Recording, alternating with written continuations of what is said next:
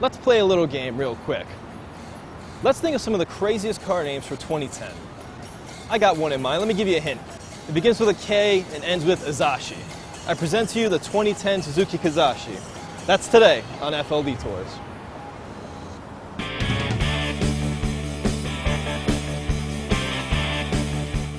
Welcome to the 2010 Suzuki Kizashi. And I know what you guys might be thinking. You might be a little put off. It's a Suzuki, you know, they used to make cars that were kind of just transportation to get you from A to B as cheap as possible. So you guys might be thinking, hey, Suzuki, not much street cred. But hold those thoughts, because you know what?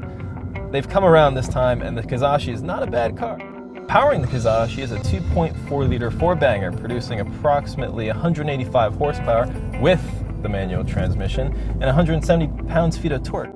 The thing is, though, the power is really kind of on the down-low side, so you do have to do a little bit of rowing through the gears when you're at highway speed. And in today's test car, we have something a little bit special. We have a 6-speed manual gearbox, a proper gearbox. None of that CVT, continuously variable, blah, blah, blah nonsense that we don't like. It's really easy to shift. I can literally shift it with my index or pinky finger.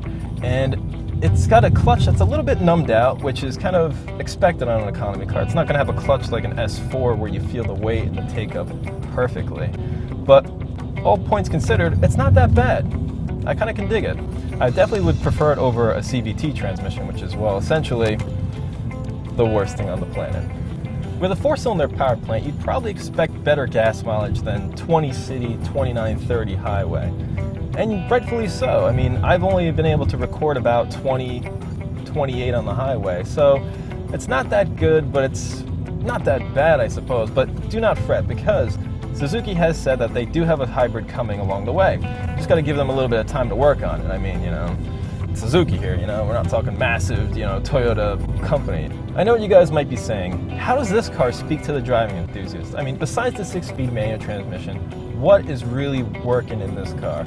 And that, my friends, is the steering. And this is kind of shocking coming from Suzuki, but it has probably the best steering out of any car in the $22,000 to $23,000 price range. It's direct, it kind of has a little bit of weighting to it, it's not too light, and it's just sensationally good to drive. It's fun, it's engaging, precisely what the other cars don't do in this class. That might get you thinking, who is exactly the competition for the Kizashi? And you know, there's no real genuine answer for that, because the Kizashi is a weird sized vehicle. It's kind of big, kind of not, so it's a mid-size on the larger side.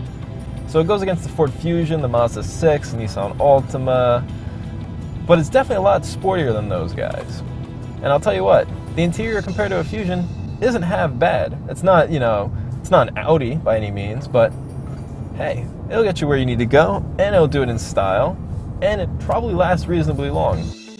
I don't know how many of you guys follow J.D. Power and Associates, but they do this survey called the IQS, otherwise known as the Initial Quality Survey. And after the first 90 days of ownership, they had kind of sent surveys out to the owners of certain cars, and you know, more or less they get a ranking on the brand and where they stand. Well, in 2008, Suzuki did not the best in the Initial Quality Survey. But in 2009, they actually made a huge jump in the rankings and kind of did a lot better than most of the normal guys you'd expect to see. In 2010, though, they kind of fell behind, which is, well, something Suzuki probably wouldn't want you to hear. Here's another problem you might have with Suzuki. They're not exactly the best built vehicles. And while that might not bother a few of you, I mean, people still buy Alfa Romeos, right? Well, it might not bother all of you guys. You have to keep this in mind. There's not exactly a huge dealer network. I mean, if you're clustered around Philadelphia and New York, you're solid. But if you're in the outskirts a little bit, you might have to travel a little ways to get to a dealer. So just keep that in mind. It's not going to be like a Honda, General Motors, or Ford dealer that's like, you know, right around the block, 2 miles away. It's going to be something more like 10, 20, maybe even worse, depending on where you live. When all's said and done, the Kizashi is not that bad of a car. In fact, it's reasonably fun. It's got a manual gearbox. It's got great steering feel.